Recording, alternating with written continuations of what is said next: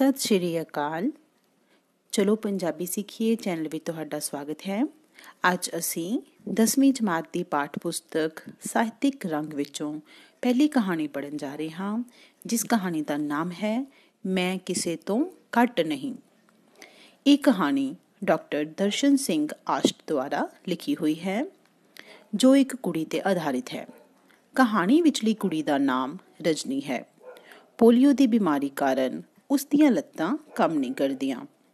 ਉਹ ਕੁੜੀ ਵਿੱਚ ਅੱਗੇ ਵਧਣ ਦਾ ਜਜ਼ਬਾ ਤੇ ਹਿੰਮਤ ਹੈ। ਉਹ ਹਰ ਰੋਜ਼ ਸਕੂਲ ਜਾਂਦੀ ਹੈ।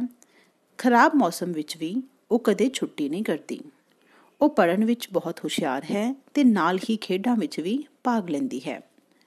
ਰਜਨੀ ਨੇ ਖੇਡਾਂ ਵਿੱਚੋਂ ਵੀ ਬਹੁਤ ਸਾਰੇ ਇਨਾਮ ਜਿੱਤੇ ਹੋਏ ਨੇ। ਕਹਾਣੀ ਵਿੱਚ ਉਸ ਨੇ ਜੋ ਬਹਾਦਰੀ ਦਾ ਕੰਮ ਕੀਤਾ ਹੈ, ਉਸ ਲਈ ਰਜਨੀ ਦਾ ਨਾਮ ਰਾਸ਼ਟਰਪਤੀ ਅਵਾਰਡ ਲਈ ਭੇਜਿਆ ਜਾਂਦਾ ਹੈ। ਤੇ ਇੰਨੀ ਛੋਟੀ ਉਮਰ ਵਿੱਚ ਰਾਸ਼ਟਰਪਤੀ ਅਵਾਰਡ ਮਿਲਣਾ ਬਹੁਤ ਹੀ ਮਹਾਨਤਾ ਵਾਲੀ ਗੱਲ ਹੈ। ਉਸ ਦੇ ਲਈ ਬੜਾ ਹੀ ਉਸ ਨੂੰ ਗਰਵ ਮਹਿਸੂਸ ਹੋਏਗਾ, ਉਸ ਦੇ ਲਈ ਮਾਣ ਵਾਲੀ ਗੱਲ ਹੈ। ਇਸ ਕਹਾਣੀ ਰਾਹੀਂ ਲੇਖਕ ਨੇ ਦੱਸਿਆ ਹੈ ਕਿ ਜੇ ਮਨੁੱਖ ਵਿੱਚ ਹਿੰਮਤ ਤੇ ਲਗਨ ਹੋਵੇ ਤਾਂ ਉਹ ਆਪਣੇ ਨਿਰਧਾਰਿਤ ਉਦੇਸ਼ ਨੂੰ ਜ਼ਰੂਰ ਹਾਸਲ ਕਰ ਲੈਂਦਾ ਹੈ। ਜੇ ਇਨਸਾਨ ਵਿੱਚ ਹਰ ਇਨਸਾਨ ਜੋ ਪਰਮਾਤਮਾ ਨੇ ਬਣਾਇਆ ਹੈ, ਉਸ ਦੇ ਵਿੱਚ ਕੁਝ ਨਾ ਕੁਝ ਵਿਸ਼ੇਸ਼ ਗੁਣ ਹੁੰਦੇ ਹਨ। ਕਿਸੇ ਇਨਸਾਨ ਵਿੱਚ ਅਗਰ ਉਹ ਕੋਈ ਸਰੀਰਕ ਪੱਖੋਂ ਕਮੀ ਹੁੰਦੀ ਰਹਿ ਜਾਂਦੀ ਹੈ ਜਾਂ ਕੋਈ ਵਿਕਲਾਂਗ ਹੈ, ਤਾਂ ਪਰਮਾਤਮਾ ਉਸ ਨੂੰ ਹੋਰ ਅਜਿਹੇ ਗੁਣ ਦੇ ਦਿੰਦਾ ਹੈ ਜੋ ਉਸ ਨੂੰ ਆਮ ਮਨੁੱਖਾਂ ਵਿੱਚ ਨਾਲੋਂ ਅਲੱਗ ਕਰਦੇ ਹਨ। ਉਸ ਦੇ ਗੁਣ ਉਸ ਨੂੰ ਵਿਕਲਾਂਗ ਨਹੀਂ ਬਲਕਿ ਵਿਸ਼ੇਸ਼ ਬਣਾਉਂਦੇ ਹਨ। ਆਪਣੇ ਵਿਚਲੇ ਵਿਸ਼ੇਸ਼ ਗੁਣਾਂ ਕਰਕੇ ਹੀ ਕੋਈ ਵੀ ਵਿਅਕਤੀ, ਕੋਈ ਵੀ ਇਨਸਾਨ ਕਿਸੇ ਦੂਜੇ ਇਨਸਾਨ ਤੋਂ ਘੱਟ ਨਹੀਂ ਹੁੰਦਾ। ਤੇ ਇਹੀ ਦੱਸਣ ਦੀ ਸਾਨੂੰ ਲੇਖਕ ਨੇ ਕੋਸ਼ਿਸ਼ ਕੀਤੀ ਹੈ ਕਿ ਸਾਰੇ ਮਨੁੱਖ ਜੋ ਨੇ ਬਰਾਬਰ ਨੇ। ਅਗਰ ਅਸੀਂ ਕੋਈ ਨਿਸ਼ਚਾ ਕਰ ਲਈਏ, ਅਗਰ ਅਸੀਂ ਕਿਸੇ ਵੀ ਉਦੇਸ਼ ਨੂੰ ਪ੍ਰਾਪਤ ਕਰਨ ਲਈ ਹਿੰਮਤ ਰੱਖੀਏ, ਲਗਨ ਨਾਲ ਕੰਮ ਕਰੀਏ, ਤਾਂ ਕੋਈ ਵੀ ਚੀਜ਼ ਮੁਸ਼ਕਿਲ ਨਹੀਂ ਹੁੰਦੀ ਹੈ। ਚਲੋ ਅਸੀਂ ਕਹਾਣੀ ਪੜ੍ਹਦੇ ਹਾਂ। ਕਹਾਣੀ ਵਿੱਚ ਜਿਵੇਂ ਕਿ ਮੈਂ ਤੁਹਾਨੂੰ ਦੱਸਿਆ ਹੀ ਹੈ ਕਿ ਇੱਕ ਪੋਲੀਓ ਗ੍ਰਸਤ ਲੜਕੀ ਹੈ ਜਿਸ ਦਾ ਨਾਮ ਰਜਨੀ ਹੈ। ਪੋਲੀਓ ਦੀ ਬਿਮਾਰੀ ਜੋ ਤੁਸੀਂ ਹੁਣ ਵੀ ਸੁਣਦੇ ਹੋਵੋਗੇ ਕਿ ਅਕਸਰ ਬੱਚਿਆਂ ਨੂੰ ਪੋਲੀਓ ਦੀਆਂ ਡ੍ਰੌਪਸ ਦਿੱਤੀਆਂ ਜਾਂਦੀਆਂ ਨੇ ਤਾਂ ਕਿ ਕੋਈ ਵੀ ਬੱਚਾ ਵਿਕਲਾਂਗ ਨਾ ਹੋਵੇ। ਠੀਕ ਹੈ, ਉਹਨਾਂ ਦੀਆਂ ਲੱਤਾਂ ਸਹੀ ਤਰ੍ਹਾਂ ਨਾਲ ਕੰਮ ਕਰਨ। ਇਸ ਕਰਕੇ ਸਾਡੀ ਸਰਕਾਰ ਨੇ ਇਹ ਮੁਹਿੰਮ ਚਲਾਈ ਹੋਈ ਹੈ। ਫ੍ਰੀ ਵਿੱਚ ਸਾਨੂੰ free of cost polio drop ਬੱਚਿਆਂ ਨੂੰ ਪਿਲਾਈਆਂ ਜਾਂਦੀਆਂ ਨੇ। ਕਹਾਣੀ ਸ਼ੁਰੂ ਕਰਦੇ ਹਾਂ। ਰਜਨੀ ਦੀ ਉਮਰ ਹੋਵੇਗੀ ਕੋਈ 11-12 ਸਾਲਾਂ ਦੀ। ਪੋਲੀਓ ਦੀ ਬਿਮਾਰੀ ਕਰਕੇ ਉਸ ਦੀਆਂ ਦੋਵੇਂ ਲੱਤਾਂ ਨਕਾਰਾ ਹੋ ਚੁੱਕੀਆਂ ਸਨ, ਪਰ ਉਸ ਵਿੱਚ ਅੱਗੇ ਵਧਣ ਦਾ ਬਹੁਤ ਜਜ਼ਬਾ ਤੇ ਉਤਸ਼ਾਹ ਸੀ। ਕਈ ਖੇਡ ਮੁਕਾਬਲਿਆਂ ਵਿੱਚ ਉਸਨੇ ਇਨਾਮ ਜਿੱਤੇ ਸਨ। ਰਜਨੀ ਦੀ ਖਾਸੀਅਤ ਇਹ ਸੀ ਕਿ ਉਹ ਸਕੂਲੋਂ ਕਦੇ ਗੈਰ ਹਾਜ਼ਰ ਨਹੀਂ ਰਹਿੰਦੀ ਸੀ। ਉਹ ਆਪਣੇ ਪਿੰਡੋਂ ਟਰਾਈਸਾਈਕਲ ਤੇ 3 ਕਿਲੋਮੀਟਰ ਦੂਰ ਸ਼ਹਿਰ ਦੇ ਸਕੂਲ ਵਿੱਚ ਪੜ੍ਹਨ ਲਈ ਆਉਂਦੀ ਸੀ। ਟਰਾਈਸਾਈਕਲ ਮਤਲਬ ਜੋ 3 ਪਹੀਆਂ ਵਾਲਾ ਸਾਈਕਲ ਹੁੰਦਾ ਹੈ, ਉਸ ਦੇ ਉੱਪਰ 3 ਕਿਲੋਮੀਟਰ ਦੀ ਦੂਰੀ ਤੇ ਉਹ ਸਕੂਲ ਜਾਂਦੀ ਹੁੰਦੀ ਸੀ। 3 ਕਿਲੋਮੀਟਰ ਦੀ ਦੂਰੀ ਕਾਫੀ ਜ਼ਿਆਦਾ ਹੁੰਦੀ ਹੈ। ਠੀਕ ਹੈ, ਤੋ ਆਪਣੇ ਪਿੰਡ ਤੋਂ ਸ਼ਹਿਰ ਸਕੂਲ ਪੜ੍ਹਨ ਲਈ ਆਉਂਦੀ ਸੀ। ਕਈ ਵਾਰ ਖਰਾਬ ਮੌਸਮ ਹੋਣ ਕਰਕੇ ਮੰਮੀ ਉਸ ਨੂੰ ਸਕੂਲੋਂ ਛੁੱਟੀ ਕਰ ਲੈਣ ਲਈ ਆਖਦੀ, ਤਾਂ ਰਜਨੀ ਅੱਗੋਂ ਆਖਦੀ, ਮੰਮੀ ਖਰਾਬ ਮੌਸਮ ਦੀ ਮੈਨੂੰ ਕੋਈ ਪਰਵਾਹ ਨਹੀਂ। ਸ਼ਾਇਦ ਤੁਹਾਨੂੰ ਨਹੀਂ ਪਤਾ ਕਿ ਸਾਡੇ ਸਕੂਲ ਵਿੱਚ ਸਾਲਾਨਾ ਸਮਾਗਮ ਵਿੱਚ ਹਰੇਕ ਜਮਾਤ ਦੇ ਉਸ ਵਿਦਿਆਰਥੀ ਨੂੰ ਇਨਾਮ ਦਿੱਤਾ ਜਾਂਦਾ ਹੈ ਜਿਸ ਦੀ ਹਾਜ਼ਰੀ ਸਾਰੇ ਸਾਲ ਵਿੱਚ ਦੂਜਿਆਂ ਨਾਲੋਂ ਵੱਧ ਹੁੰਦੀ ਹੈ। ਸਾਲਾਨਾ ਸਮਾਗਮ ਮਤਲਬ ਕੀ ਹੁੰਦਾ ਹੈ? ਐਨੂਅਲ ਫੰਕਸ਼ਨ, ਜੋ ਸਾਲ ਬਾਅਦ ਫੰਕਸ਼ਨ ਹੁੰਦਾ ਹੈ।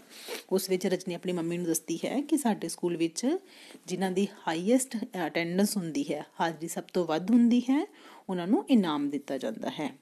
ਮੈਂ ਨਹੀਂ ਚਾਹੁੰਦੀ ਕਿ ਮੇਰੀ ਹਾਜ਼ਰੀ ਕਿਸੇ ਤੋਂ ਘੱਟ ਹੋਵੇ, ਇਸ ਲਈ ਮੈਂ ਸਕੂਲ ਜਾਵਾਂਗੀ। ਥੋੜ੍ਹਾ ਬਹੁਤ ਖਰਾਬ ਮੌਸਮ ਮੇਰਾ ਰਾਹ ਨਹੀਂ ਰੋਕ ਸਕਦਾ।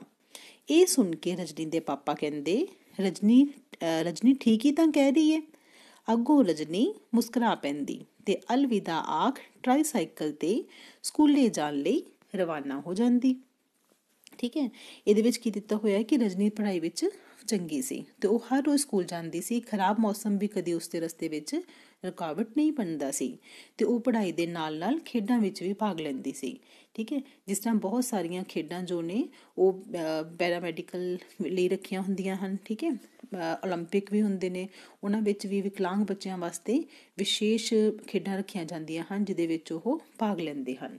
ਤਰ੍ਹਾਂ ਤਰ੍ਹਾਂ ਦੀਆਂ ਖੇਡਾਂ ਹੁੰਦੀਆਂ ਨੇ, ਤਾਂ ਇਸੇ ਤਰ੍ਹਾਂ ਹੀ ਰਜਨੀ ਵੀ ਖੇਡਾਂ ਵਿੱਚ ਭਾਗ ਲੈਂਦੀ ਸੀ। ਮੀਂਹ ਪੈਣ ਕਾਰਨ ਸਕੂਲ ਦੇ ਆਸ-ਪਾਸ ਥੋੜ੍ਹੇ ਦਿਨਾਂ ਬਾਅਦ ਕੀ ਹੋਇਆ, ਮੀਂਹ ਪੈ ਜਾਂਦਾ ਹੈ। ਮੀਂਹ ਮਤਲਬ ਬਾਰਿਸ਼। ਸਕੂਲ ਦੇ ਆਸ-ਪਾਸ ਘਾਹ ਕਾਫੀ ਵੱਡਾ ਹੋ ਗਿਆ ਸੀ। ਸਕੂਲ ਦਾ ਮਾਲੀ ਮੋਹਨ ਕਈ ਦਿਨਾਂ ਤੋਂ ਬਿਮਾਰ ਸੀ। ਇਸ ਕਰਕੇ ਸਕੂਲ ਵਿੱਚ ਘਾਹ ਕੱਟਣ ਦਾ ਬੰਦੋਬਸਤ ਨਹੀਂ ਸੀ ਹੋ ਸਕਿਆ। ਬੰਦੋਬਸਤ ਮਤਲਬ ਇੰਤਜ਼ਾਮ, ਉਹਨਾਂ ਦਾ ਮਤਲਬ ਕੋਈ ਜ਼ਰੀਆ ਨਹੀਂ ਬਣ ਸਕਿਆ ਸੀ। ਰਜਨੀ ਦੀ ਜਮਾਤ ਦੇ ਕਮਰੇ ਦੇ ਪਿਛਲੇ ਪਾਸੇ ਵੀ ਕਾਫੀ ਘਾਹ ਹੋ ਗਿਆ ਸੀ। ਕਈ ਵਾਰੀ ਰਜਨੀ ਦੇ ਇੰਚਾਰਜ ਅਧਿਆਪਕ ਸ਼੍ਰੀ ਮੋਹਨ ਲਾਲ ਜੀ ਆਖ ਚੁੱਕੇ ਸਨ ਕਿ ਵੱਡਾ ਹੋ ਚੁੱਕਿਆ ਘਾਹ ਕਟਵਾਉਣਾ ਬਹੁਤ ਜ਼ਰੂਰੀ ਹੈ, ਕਿਉਂਕਿ ਉਸ ਵਿੱਚ ਕੋਈ ਜ਼ਹਿਰੀਲਾ ਜੀਵ ਵੀ ਤਾਂ ਹੋ ਸਕਦਾ ਹੈ। ਤੇ ਉਹੀ ਹੋਇਆ ਜਿਸ ਦਾ ਸ਼੍ਰੀ ਮੋਹਨ ਲਾਲ ਜੀ ਨੂੰ ਡਰ ਸੀ। ਇੱਕ ਦਿਨ ਦੀ ਗੱਲ ਹੈ, ਰਜਨੀ ਦੀ ਜਮਾਤ ਦੇ ਸਾਰੇ ਵਿਦਿਆਰਥੀ ਮੈਦਾਨ ਵਿੱਚ ਖੇਡ ਰਹੇ ਸਨ। ਹਿੰਦੀ ਦੇ ਪੀਰੀਅਡ ਦੀ ਘੰਟੀ ਵੱਜੀ ਤਾਂ ਸਾਰੇ ਆਪਣੇ ਕਮਰੇ ਵੱਲ ਦੌੜੇ ਤੇ ਆਪਣੇ ਕਮਰੇ ਵਿੱਚ ਆ ਕੇ ਬਹਿਣ ਲੱਗੇ। ਕਿਹੜੇ ਕਮਰੇ ਵਿੱਚ? ਜਮਾਤ ਦੇ ਕਮਰੇ ਵਿੱਚ। ਅਧਿਆਪਕ ਜੀ ਦੀ ਉਡੀਕ ਹੋਣ ਲੱਗੀ। ਚਾਣਚਕ ਹੀ ਜਮਾਤ ਵਿੱਚ ਪਿੱਛੇ ਬੈਠੇ ਰਾਹੁਲ ਦੀ ਨਜ਼ਰ ਆਪਣੇ ਬੈਂਚ ਦੀ ਇੱਕ ਲੱਤ ਨਾਲ ਲਿਪਟੇ ਪਏ ਸੱਪ ਤੇ ਪਈ ਤੇ ਉਹ ਇੱਕਦਮ ਘਾਬਰ ਗਿਆ। ਉਸਨੇ ਰੌਲਾ ਪਾ ਦਿੱਤਾ, ਸੱਪ ਸੱਪ। ਠੀਕ ਹੈ, ਚਾਣਚਕ ਦਿੱਤਾ ਹੋਇਆ ਦੇ ਵਿੱਚ ਸ਼ਬਦ। ਚਾਣਚਕ ਦਾ ਮਤਲਬ ਕੀ ਹੁੰਦਾ ਹੈ? ਅਚਾਨਕ ਹੀ, ਅਚਨਚੇਤ ਹੀ। ਠੀਕ ਹੈ, ਇੱਕਦਮ ਉਹਦੀ ਨਜ਼ਰ ਉਹਦੇ ਤੇ ਪੈ ਗਈ ਤੇ ਉਹ ਘਾਬਰ ਗਿਆ। ਘਾਬਰ ਜਾਣਾ, ਬਹੁਤ ਡਰ ਗਿਆ ਤੇ ਉਸਨੇ ਰੌਲਾ ਪਾ ਦਿੱਤਾ, ਸ਼ੋਰ ਮਚਾ ਦਿੱਤਾ। ਪਲਾਂ ਛਿਨਾਂ ਵਿੱਚ ਹੀ ਜਮਾਤ ਵਿੱਚ ਹਾਹਾਕਾਰ ਮਚ ਗਈ। ਪਲਾਂ ਛਿਨਾਂ ਵਿੱਚ ਮਤਲਬ ਕੁਝ ਹੀ ਪਲਾਂ ਵਿੱਚ, ਬਹੁਤ ਜਲਦੀ ਹਾਹਾਕਾਰ ਮਚ ਜਾਣੀ। ਹਾਹਾਕਾਰ ਕੀ ਹੁੰਦਾ ਹੈ? ਚਾਰੇ ਪਾਸੇ ਰੌਲਾ ਪੈ ਜਾਣਾ, ਬੱਚੇ ਇੱਧਰ ਉੱਧਰ ਭੱਜਣ ਲੱਗ ਗਏ। ਸਾਰੇ ਵਿਦਿਆਰਥੀ ਰੌਲਾ ਪਾਉਂਦੇ ਹੋਏ ਕਮਰੇ ਵਿੱਚੋਂ ਬਾਹਰ ਭੱਜਣ ਲੱਗੇ। ਉਹ ਸੱਪ ਕਮਰੇ ਦੇ ਬਾਹਰ ਉੱਗੇ ਵੱਡੇ ਘਾਹ ਵਿੱਚੋਂ ਕੰਧ ਤੇ ਚੜ੍ਹਦਾ ਹੋਇਆ। ਪਹਿਲਾਂ ਜਮਾਤ ਵਿੱਚ ਸਾਰੇ ਜਣੇ ਬੈਠੇ ਹੋਏ ਸੀ, ਫਿਰ ਸਾਰੇ ਜਣੇ ਬਾਹਰ ਭੱਜਣ ਲੱਗ ਗਏ ਸੱਪ ਦੇ ਡਰ ਤੋਂ। ਤੇ ਉਹ ਜੋ ਸੱਪ ਸੀਗਾ, ਕਿੱਥੋਂ? ਕਮਰੇ ਦੇ ਬਾਹਰ ਉੱਗੇ ਵੱਡੇ ਘਾਹ ਵਿੱਚੋਂ ਕੰਧ ਤੇ ਚੜ੍ਹਦਾ ਹੋਇਆ ਬਾਰੀ ਰਾਹੀਂ ਕਮਰੇ ਵਿੱਚ ਆ ਗਿਆ ਸੀ। ਬਾਰੀ 'ਚ ਦਿੱਤਾ ਹੋਇਆ ਹੈ ਖਿੜਕੀ ਰਾਹੀਂ। ਰਜਨੀ ਜਮਾਤ ਦੇ ਵਿਚਕਾਰ ਆਪਣੀ ਸਹੇਲੀ ਪੂਜਾ ਨਾਲ ਬੈਂਚ ਤੇ ਬੈਠੀ ਹੋਈ ਸੀ। ਪੂਜਾ ਨੇ ਉਸਨੂੰ ਫਟਾਫਟ ਬਾਹਰ ਨਿਕਲਣ ਲਈ ਆਖਿਆ, ਪਰ ਇੱਕਦਮ ਬਾਹਰ ਨਿਕਲਣਾ ਰਜਨੀ ਲਈ ਬਹੁਤ ਔਖਾ ਸੀ। ਰਜਨੀ ਨੇ ਵੇਖਿਆ ਸੱਪ 3 ਫੁੱਟ ਤੋਂ ਵੀ ਕੁਝ ਵੱਡਾ ਸੀ। ਵਿਦਿਆਰਥੀਆਂ ਦੀ ਹਾਲ ਦੁਹਾਈ ਨਾਲ ਸੱਪ ਵੀ ਘਾਬਰ ਗਿਆ ਸੀ।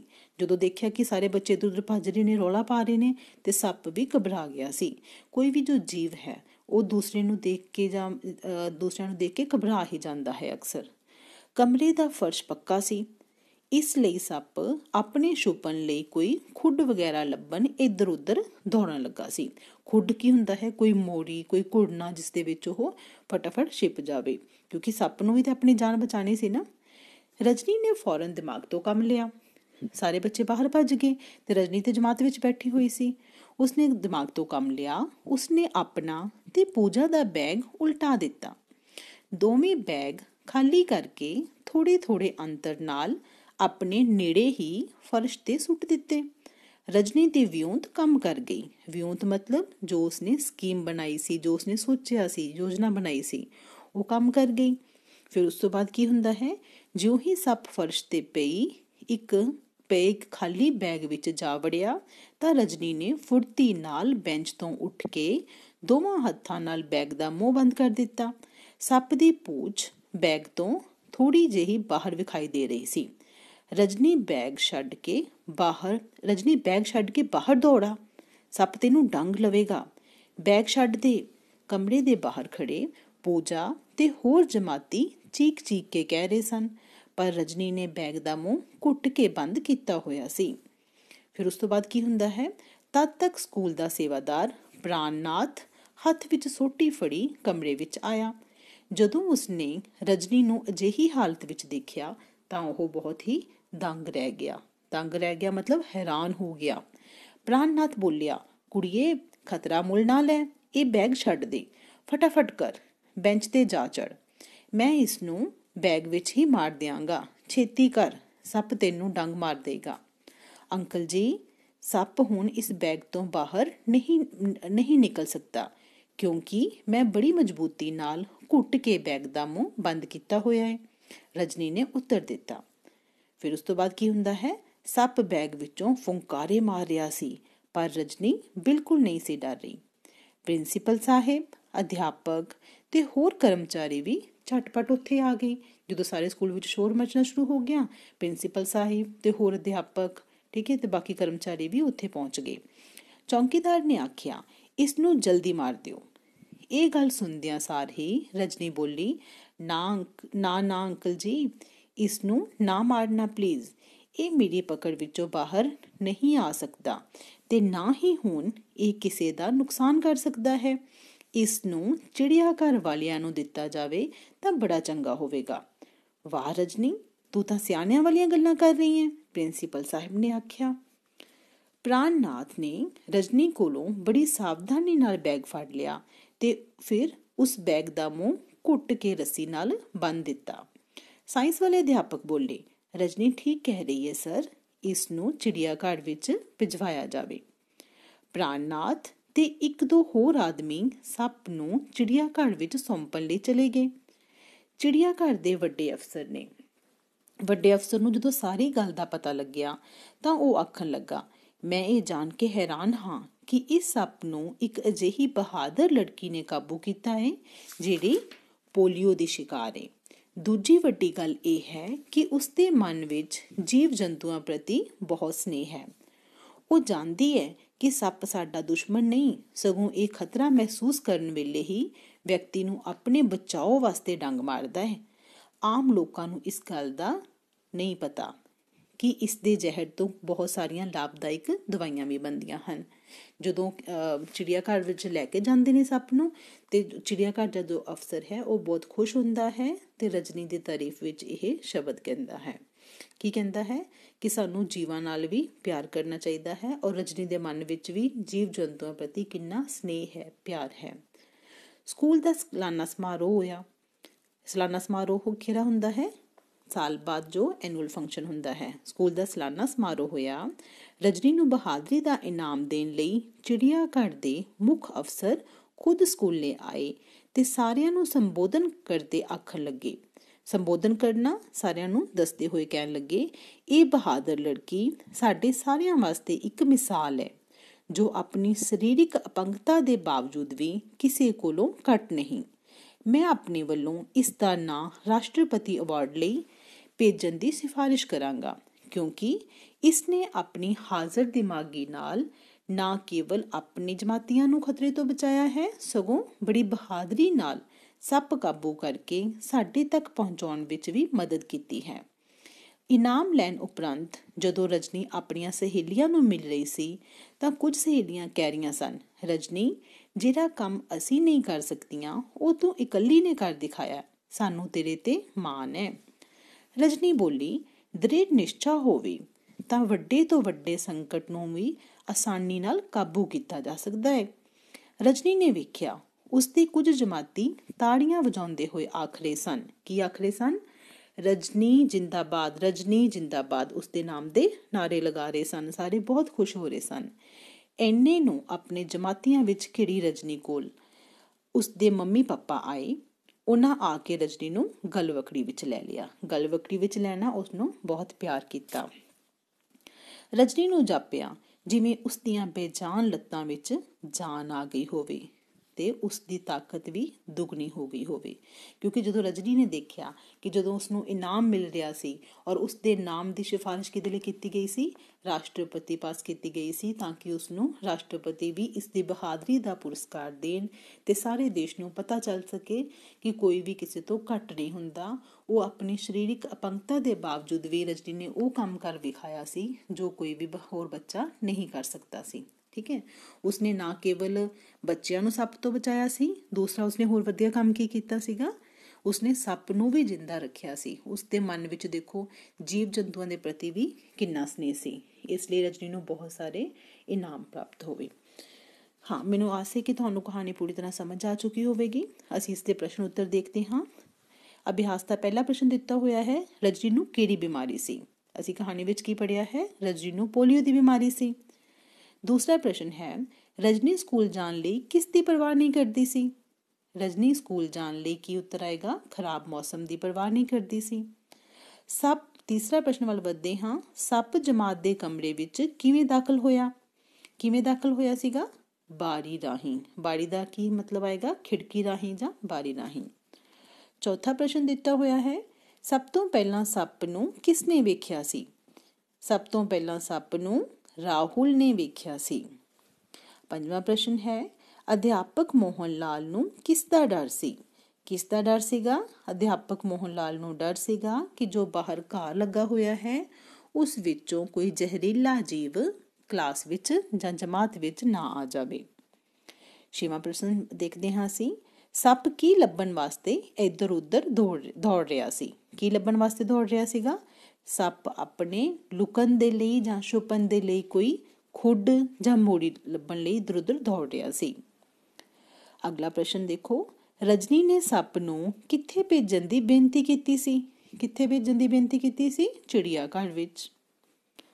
ਅੱਠਵਾਂ ਪ੍ਰਸ਼ਨ ਦਿੱਤਾ ਹੋਇਆ ਹੈ, ਚਿੜੀਆ ਘਰ ਦੇ ਅਫਸਰ ਨੇ ਰਜਨੀ ਦੇ ਨਾਂ ਦੀ ਕਿਸ ਕੋਲ ਸਿਫਾਰਿਸ਼ ਕਰਨ ਦੀ ਗੱਲ ਕਹੀ ਸੀ? ਕਿਸ ਕੋਲ? ਰਜਨੀ ਦੇ ਨਾਂ ਦੀ ਸਿਫਾਰਿਸ਼ ਰਾਸ਼ਟਰਪਤੀ ਅਵਾਰਡ ਲਈ ਭੇਜਣ ਦੀ ਗੱਲ ਕੀਤੀ ਸੀ। ਠੀਕ ਹੈ। ਇਸ ਤੋਂ ਇਲਾਵਾ ਹੋਰ ਇਸ ਤੇ ਇੰਟਰਨਲ ਕੁਐਸਚਨ ਕੀ ਆ ਸਕਦੇ ਆ? ਕਹਾਣੀ ਵਿਚਲੀ ਲੜਕੀ ਦਾ ਕੀ ਨਾਮ ਸੀ? ਰਜਨੀ। ਉਸਦੀ ਉਮਰ ਕਿੰਨੀ ਸੀ? 11-12 ਸਾਲ ਸੀ। ਠੀਕ ਹੈ। ਸਕੂਲ ਦੇ ਮਾਲੀ ਦਾ ਕੀ ਨਾਮ ਸੀ? ਸਕੂਲ ਦੇ ਮਾਲੀ ਦਾ ਨਾਮ ਮੋਹਨ ਸੀ। ਅਧਿਆਪਕ ਦਾ ਕੀ ਨਾਮ ਸੀ? ਰਜਨੀ ਦੇ ਜੋ ਕਲਾਸ ਇੰਚਾਰਜ ਸੀਗੇ, ਜਮਾਤ ਇੰਚਾਰਜ ਦਾ ਨਾਮ ਕੀ ਸੀਗਾ? ਸ਼੍ਰੀ ਮੋਹਨ ਲਾਲ ਜੀ। ਠੀਕ ਹੈ। ਸਭ ਤੋਂ ਪਹਿਲਾਂ ਸੱਪ ਕਿਸ ਨੇ ਦੇਖਿਆ ਸੀ? ਉਸਦਾ ਨਾਮ ਅਸੀਂ ਪ੍ਰਸ਼ਨ ਵਿੱਚ ਵੀ ਪੜ੍ਹਿਆ ਹੈ, ਰਾਹੁਲ ਨੇ ਦੇਖਿਆ ਸੀ।